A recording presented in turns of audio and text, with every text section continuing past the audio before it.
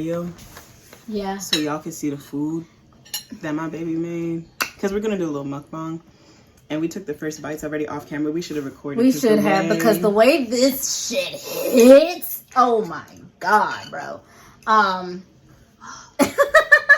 I tried a new recipe. We made Cajun chicken pasta with some peppers that we picked from the local community garden. Needless to say, this is a hit. Hi everyone, welcome back to the Vintage in Color channel featuring the obligatory. I'm your host, Vintage, aka Audacity. And I am your secondary co-host. What was I? Delusion? Delusion. Yeah. You were Delusion. As you can see. Yeah. So we're doing something a little bit different. I've never done a mukbang on this channel, but it is 9 o'clock at night and we need to eat. So,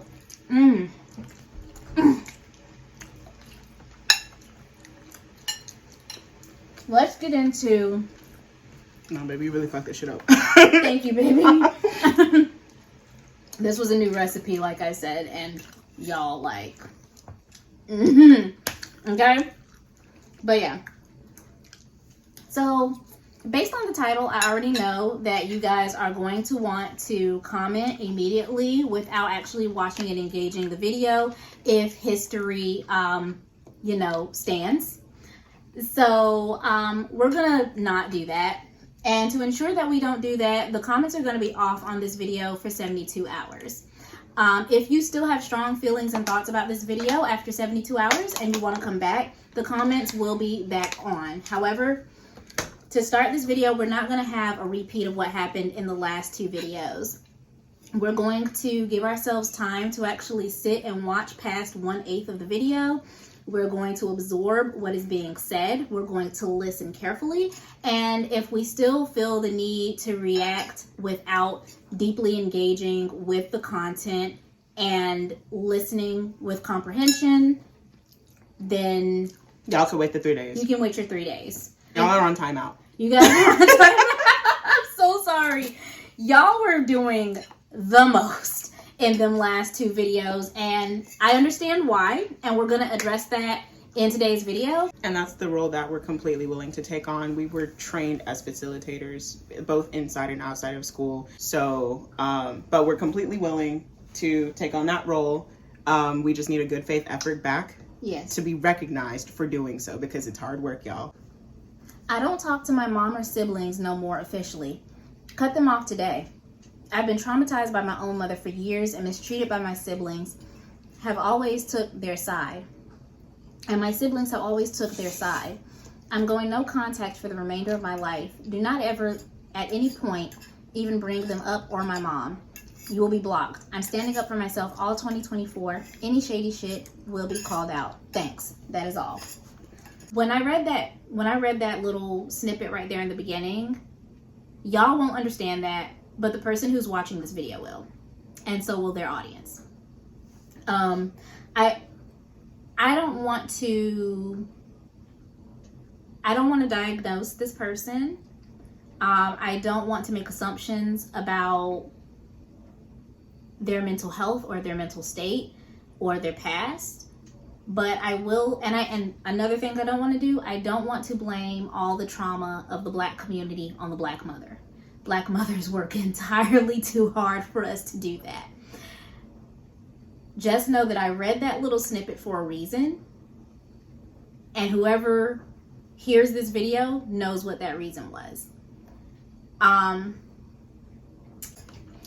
ugly little reality of a mother wound in a Black woman, especially a Black woman whose mother had internalized self-hatred surrounding her Blackness and her internalized anti-Blackness, is that unless you find a way to heal yourself and heal that wound, you will always be agitating that wound for the rest of your life. And when I made those initial videos, I did not expect that it was going to draw out so many hurt people in the way that it did. One of whom has taken it upon herself to make videos and posts antagonizing myself and my partner several times, to the point where now we've had to address it in videos. But the reaction to those videos, the ones that I made about colorism and featureism and texturism, made me realize that a lot of Black people are still dealing with internalized anti-Blackness and wounds that have constantly been agitated but not healed. But I wanted to kind of start there because I wanted to kind of talk about the wounds that I feel like I've opened and or agitated with my last couple of videos. And when I made my texturism, featureism video, my purpose was to speak on how texturism and featureism pretty much debunk the concept of race, because race is a flimsy concept that's built on nothing. So much so that something as superficial as the way you look can basically deconstruct it.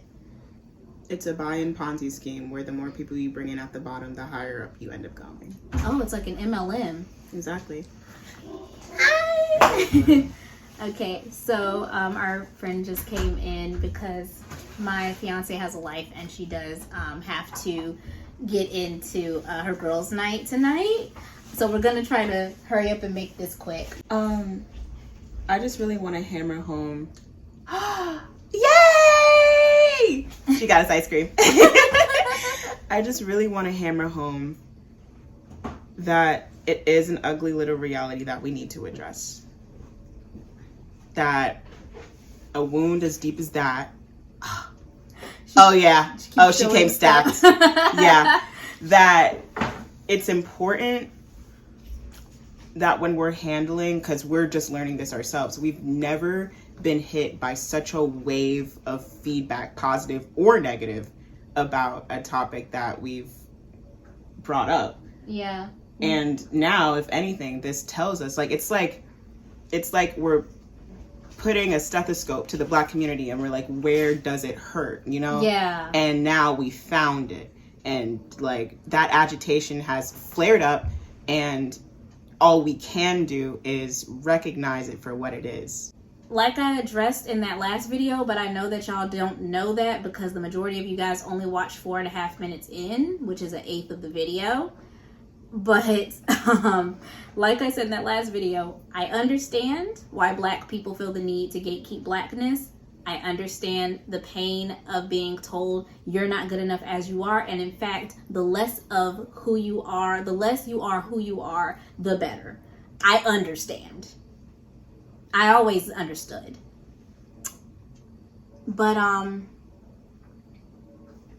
want to acknowledge that. I want us to sit with that.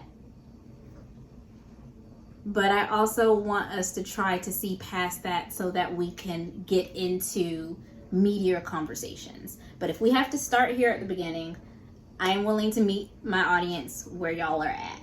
That is the purpose in these videos, which I think brings us into, we'll get to this in a little bit. I kind of want to talk about what it means to be Black in a white surveillance state. And do you think you could elaborate on the surveillance state part for them as well? Yes. Okay. With the historical context of being a Black person in America, you realize that you're constantly under the microscope of whiteness. So everything you do, everything you don't do is being surveilled. And it's like, you're damned if you do, you're damned if you don't. So, for example, just using that last video as an example, what I understood out of all of that is that a lot of monoracially Black people who have 2 Black parents recognize that they are demonized for the very thing that they are told to take pride in, something that they cannot control and help. And then they sit here and they see people who look nothing like them, nothing like their family, nothing like most of the Black people they're in community with, and in fact who have one white parent, one white grandparent, etc., getting praised and celebrated for Blackness, that they don't feel those people, you know what I'm saying? Like they're getting celebrated for a version of Blackness that they just quite simply can't attain. I can't look like Zendaya. It's just not gonna fucking happen. And so, going back to what I said, watching other people get celebrated for the very same thing that you get criminalized, persecuted, and executed for, it hurts. It hurts. It's painful. And that's why I brought up wounds and the fact that I feel like I agitated a wound without really recognizing that that's what I was doing. But when you say as a Black person, hey, that hurts, what do you get told? Well, stop playing the victim. Stop playing the race card. Stop playing the race card. Okay, so I'm not gonna express vulnerability and sadness and hurt. So I'm angry. Like, what do you mean I'm playing the victim? What do you mean I'm playing the race card? Whoa, see, calm down. This is why we can't get anywhere. This is why you guys can't make progress, because you're always angry and yelling and vitriolic. Okay, I'm gonna shut the fuck up about it then. If you internalize and you say nothing, you're killing yourself inside, because you're still not being open and honest with your feelings, with how this is affecting you, with how this is hurting you. If you express joy and pride in your Blackness, then you're mocked, you're policed, you are executed for existing out in public. Existing as a Black person, as a Black American in a white surveillance state, means that you can never heal comfortably. As I was telling her and I was explaining that to her, I was thinking about, oh, I've never thought about that. I never thought about how existing as Black in a white surveillance state is to be in a constant state of discomfort and pain, that you have very few places to actually heal from. Like, you know what I'm saying?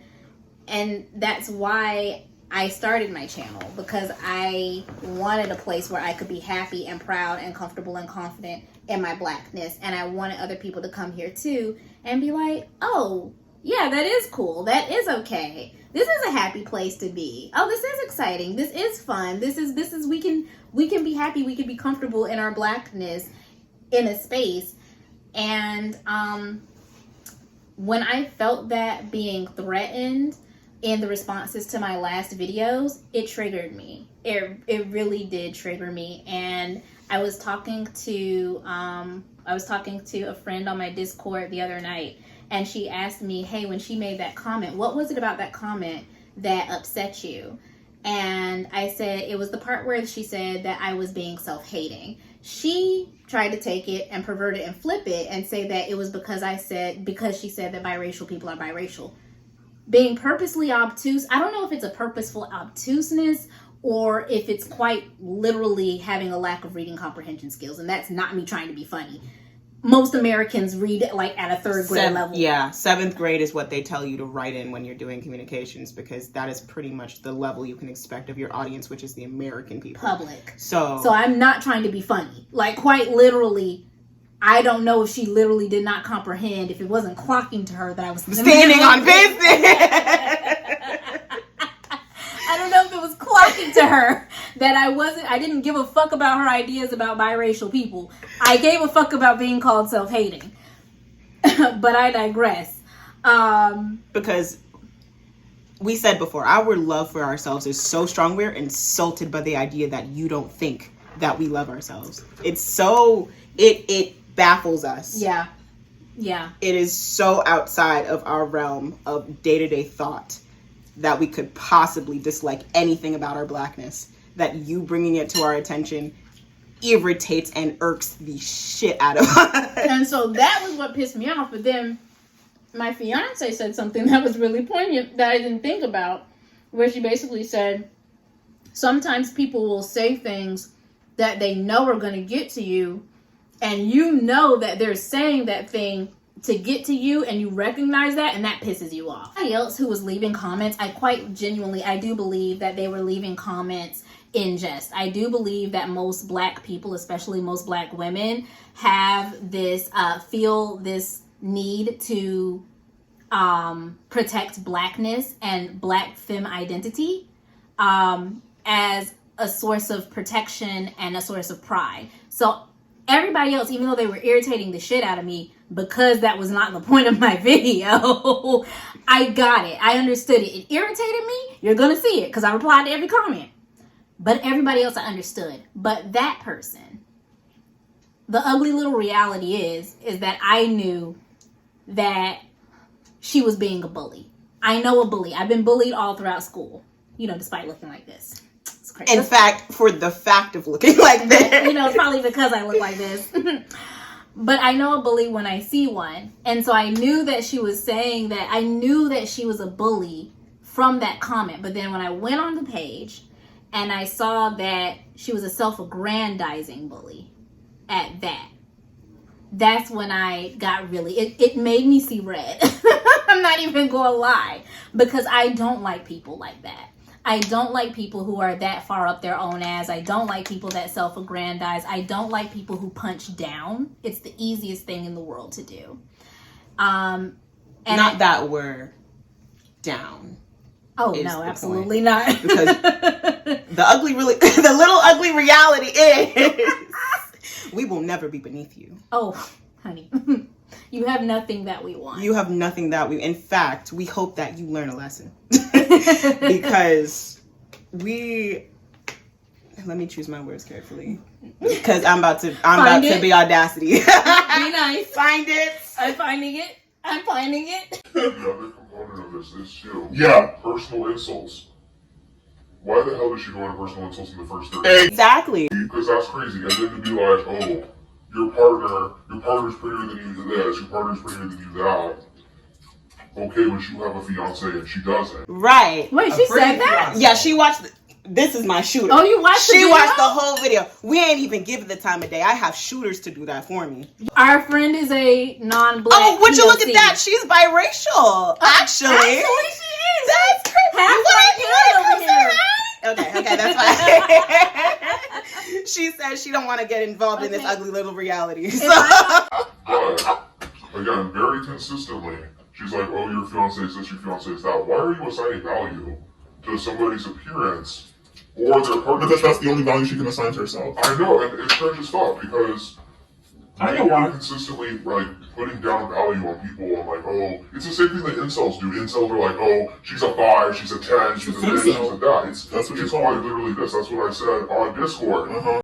Normal people don't assign value to each other. There is no objective beauty scale. There's no objective, this is a person's rating number. That's just something that fucking Andrew Tate wants to sell you to. Exactly. Or any of those manosphere types. And then the themselves took with and ran with it. Yep. If a person tries to assign a numerical value or an intrinsic value to a human being, they're trying to sell you something. Well, also, you're making the active choice every goddamn day to be with Yes! The issue. Yeah. But I know why she said that my fiance is prettier than me. It's because in lookism society, she is considered prettier than me. Despite what the ugly little reality people might have she is lighter than me. Regardless Which of what I know you were squinting at that screen. I know you were in there like, Is she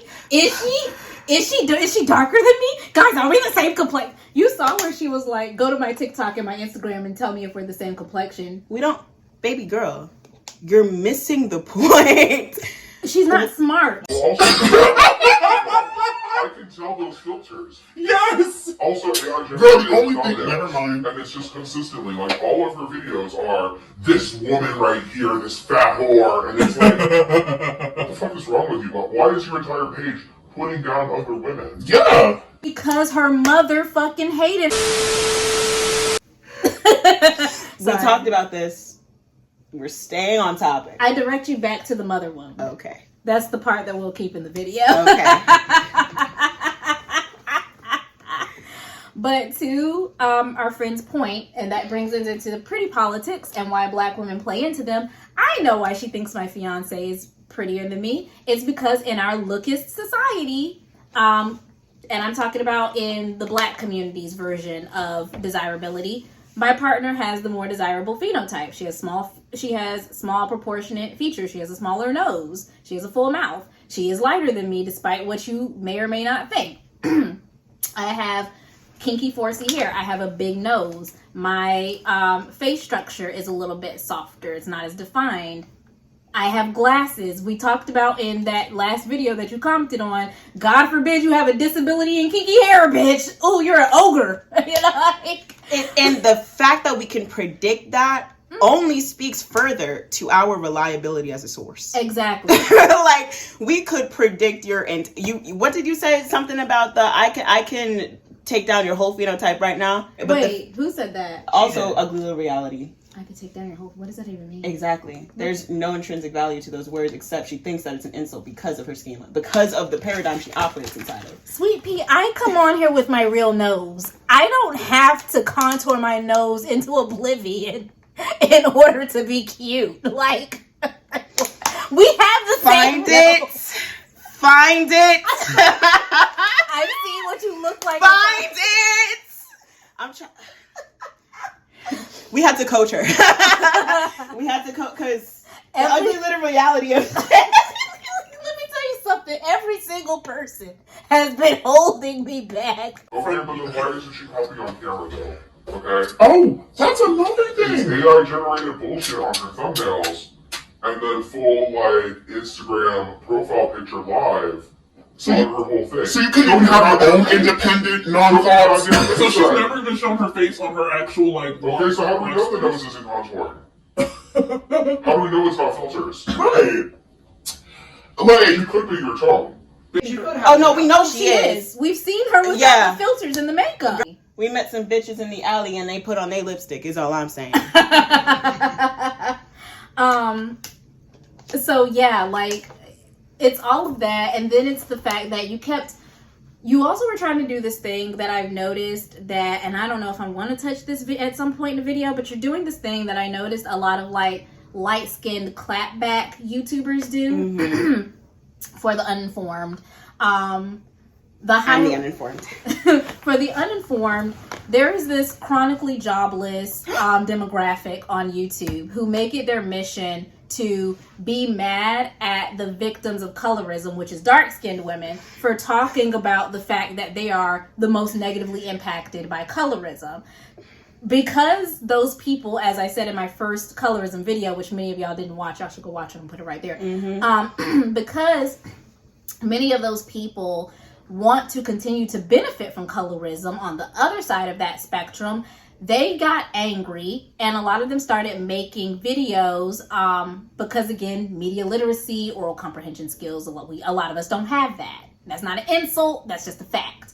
They got angry that dark-skinned women were saying, hey, we get mistreated and we get, because of this, and we see the way that it benefits y'all, and we wish that y'all wouldn't feed into it, or at the very least would stick up for us. And those people who have a vested interest in continuing to benefit from colorism decided to create their own channel saying, not only are we not going to do that, we're going to double down and join in with the peanut gallery and tell y'all how ugly and horrible you are because your skin just happens to have a little bit of extra melanin in it. It's real dumb. It's real dumb. And so I noticed that a lot on her page, she was saying these delusional dark skin broads and these delusional dark skins, and I didn't realize dark skinned women were so delusional. And the pairing of those words made it feel as though she was trying to get a gotcha on us. Yeah. Dark skin ain't an insult. It's not an insult. And not only that, does not remove, like, your argumentative points are so flimsy that you had to bring skin color into it. They're so, and don't conflate it with the fact that we discuss skin color from the perspective of people who study that, the people who study the policy and the polity and the institutionalized racism of it all, right? You're bringing it down to the discredit of us by our skin color, which is exactly what you were taught to do. Exactly. It's exactly what we were all taught to do, but some of us are unlearning and others of us try to benefit from it. And that's the ugly little reality. And so that's why when she kept saying, like, dark skin, delusional dark skins, these dark skinned women want to be light so bad, it didn't affect me in the way that I think she thought it was going to affect me. It just made me realize, okay, yeah, you're a colorist. You're the colorist that I thought you were, especially when you replied with, what do I care what a dark-skinned woman like you has to say? Who are you? Nothing. Maybe you should start caring. You Not gonna tell you what to do, obviously, even though you need so much guidance, clearly. Yeah. But that's not what we do. Yeah, that was your mother's job and she failed. Unfortunately. Also, people of my skin tone and lighter, if I see y'all and I see her, someone of my color is not me, someone who is much worse, y'all are going to be the same. But the fact of the matter is, we exist as the result of all the things that came before us. And that's why this channel exists. So yeah, I refer back to my lovely baby, my lovely fiance, who about to educate y'all a little bit. Oh, go on. Do you really think that I'm worthy, my much hotter fiance? Oh, don't ever call me hotter. We're both black. You're right. At the end of the day, we're both a couple of darkies. Just a couple of dark-skinned women. Trying to find love in each other.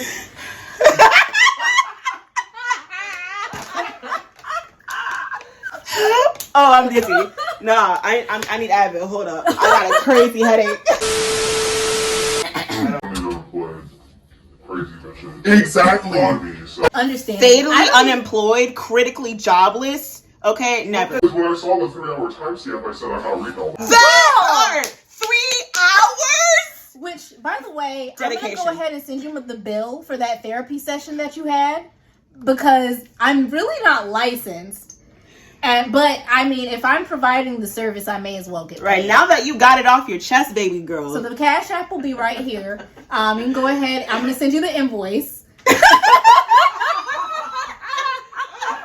You fucking nutcase. I'm sorry. I have to be nice. God, okay. All right, intermission. All right, we're back. With the whole, like, the dark skin thing, when you kept saying dark skin, delusional dark skin, da da da da da da.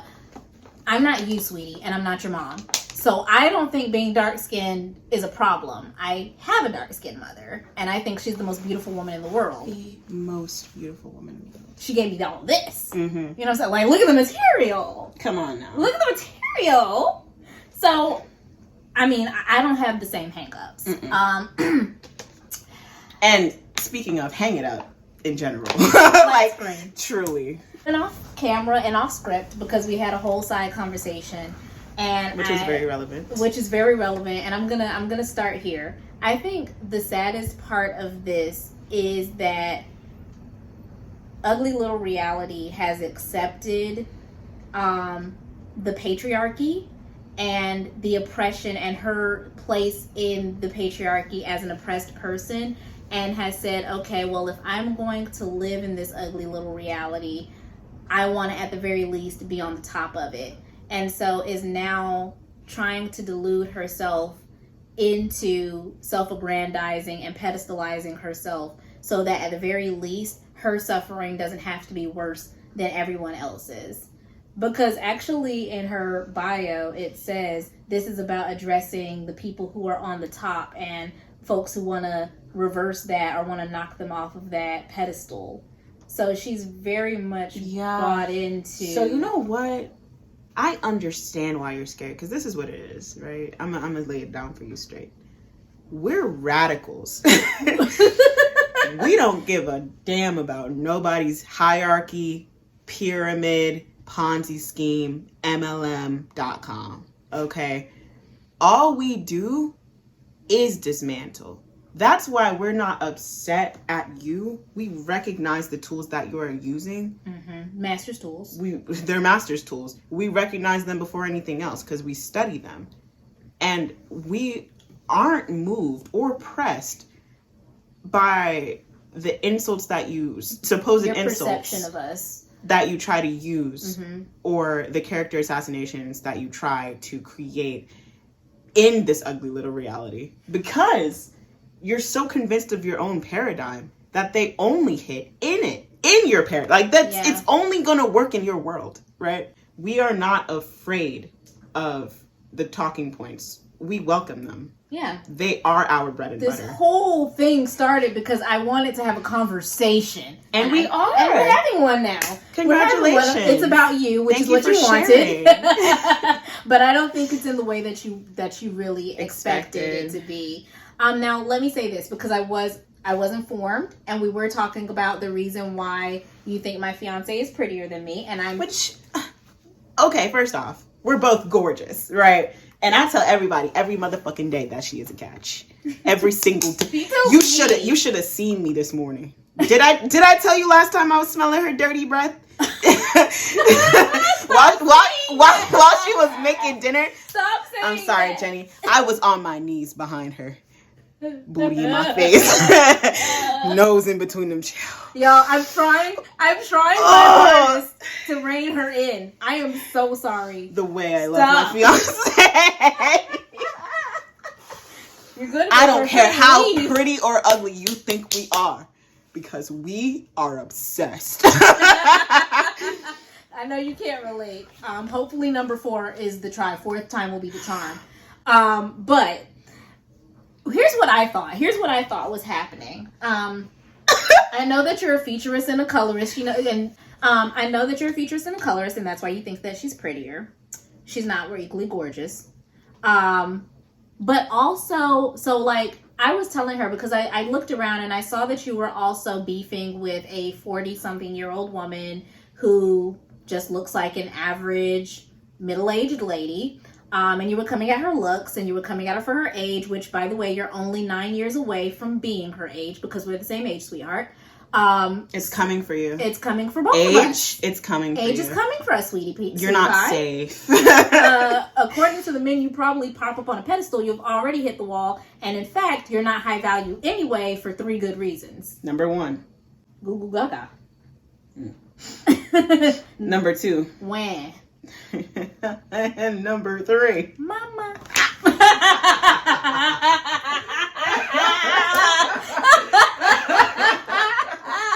But 4th time's the try. I'm sure he'll stick around. I'm sorry.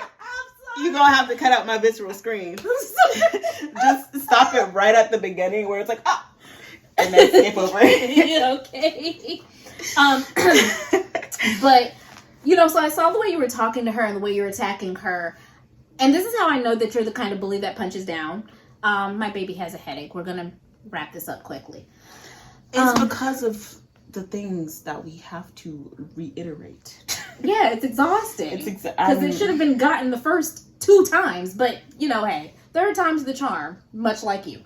Oh wait, it didn't work out, did it? But anyway, yeah. I saw how you were talking about her and how you were attacking her because she's 40. She's an average looking older woman and she has 400 subscribers, which is what reiterates to me that you're a bully that punches down. Because you had much more energy for that lady than you did for me, who is your peer. We're the same age. We're both cute, whether you think so or not. It's a fact. That's the thing. It's an objective fact. We're both cute, bitch. We have... I know. I know. I'm the not shit passing we the paper have back. gotten because of the way we look, Girl. and I'm gonna leave it there. The shit that you have not gotten, because we found out what you be doing in the dark. Yeah, we did it too. Okay, twin. But I digress. I really thought I was like, she can't hit me from the perspectives that a lot of femcells that buy into desirability politics and pretty privilege typically would, because I'm partnered. I'm not a heterosexual woman, so you can't really go with you don't got a man, because I don't, but look at the material. She can't hit me in those areas. You can't say I'm broke, because, so I was like, oh, she's not gonna come at me from those angles because she can't. But then you did, per my friend, because I didn't watch your dissertation. But then you did try to come for my looks using my fiance. Nice try. At least I have one. I'm gonna need another paid invoice before I start unpacking the fact, because I also learned that you have also dabbled in queerness, or possibly are a queer woman. Which, congratulations. Hopefully that will work for you, because I know going for men hasn't. So maybe going for a woman might work. You guys could be like the Brady Bunch. So anyway, I'm sorry.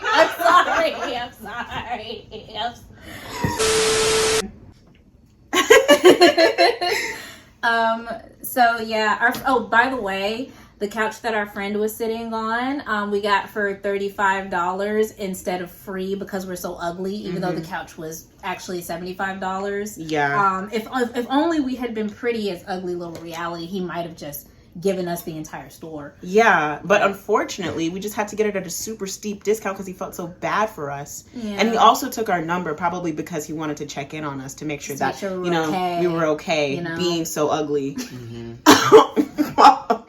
Sometimes you need a support system when you're this ugly.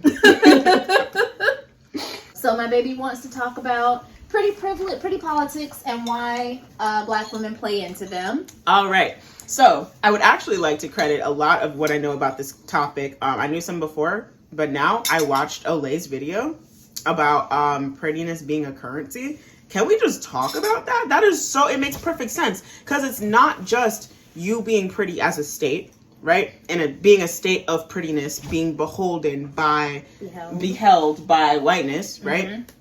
And it's not just about pretty being an act, right? Where you perform prettiness based off of like how you grew up or how you perceive yourself, right? It's also about what you can buy and sell with that prettiness.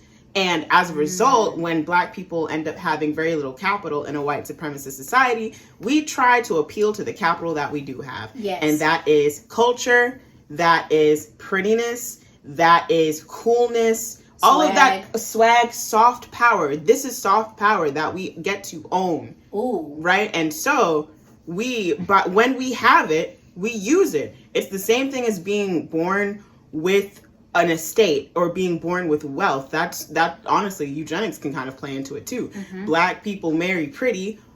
Also, if you conflate prettiness with lightness, Black people also end up marrying lighter because they want pretty children and kids because they know kids can have that capital. They're passing down an estate. Yes. Right? So we are often obsessed, Black women, we are obsessed with prettiness because it is our estate. It's one of the few currencies that we have. That we're allowed to own and that can't be taken away from us. Right? Like it can be like incrementally taken down, right? In terms of like how pretty you are in comparison to this white woman, how pretty you are in comparison to this dark-skinned woman, how pretty you are in comparison to this larger woman or this smaller woman, how pretty you are in comparison to your features and your textures and whatever, right? They can take it down degree by degree by degree because they have to own it in some way. We still operate inside of the paradigm that they created. But it's like, regardless, objectively, if you are pretty, you can buy something. Your money is good here. And that's what we ended up learning. That's one of the first things you end up learning as a little girl, as a little Black girl, that your money is good here if you can learn how to use that currency, the currency being prettiness. Yeah.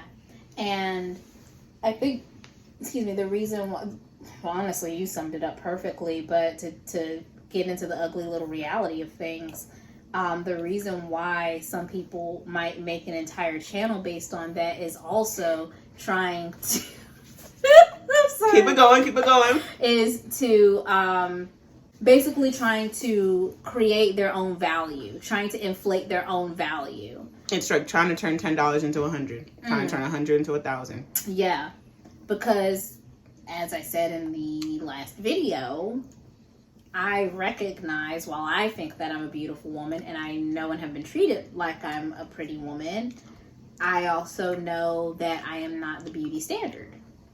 Neither are you. Not that you're not beautiful, but you're not the beauty standard. And that is also an insecurity for you, not me. Not us. Stay safe. Out there. But because that's an insecurity for you, you're overinflating your own sense of value in an attempt to, one, distract everyone from the insecurity and the vulnerability that you feel because of that insecurity, so that nobody recognizes that in you, but I peep that, sis.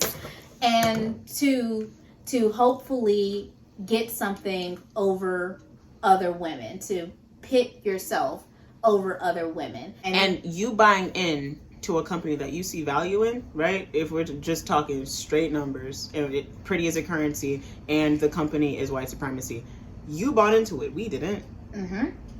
Why? Because you're trying to sell your startup of light skinnedness to us. Do you think that we're gonna be moved by it? Like, that's not. That's how that works. And because people have probably told you, starting with your own mother, that your value was less than, for whatever reason, whether it's because you're a 304, whether it's because of Huey, Dewey, and Louie on your hip, whether it's because of your housing insecurity, you have had to protect yourself by building yourself up on that only piece of currency that you feel that you have, which is your looks and your beauty. But, and I know I've made my jokes. I know I've made my jokes.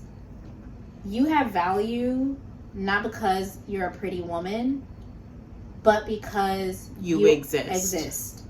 You are enough. You're enough. You are enough with what you got going on. You're enough where you are. You're enough as you are. You owe it to yourself to give yourself the best that you can, to get nice things, not because you need to prove something to your mother or to society or to your siblings or to us or to lighter skinned women or to darker skinned women, but because you owe it to you to prove to you that you can be the best person that you can be. You owe that to yourself, and you owe that to the little ones as well. And that's the ugly little reality of it. That's the ugly little reality of it all. Anti-blackness is the slave driver. And you could opt in, but we choose to opt out.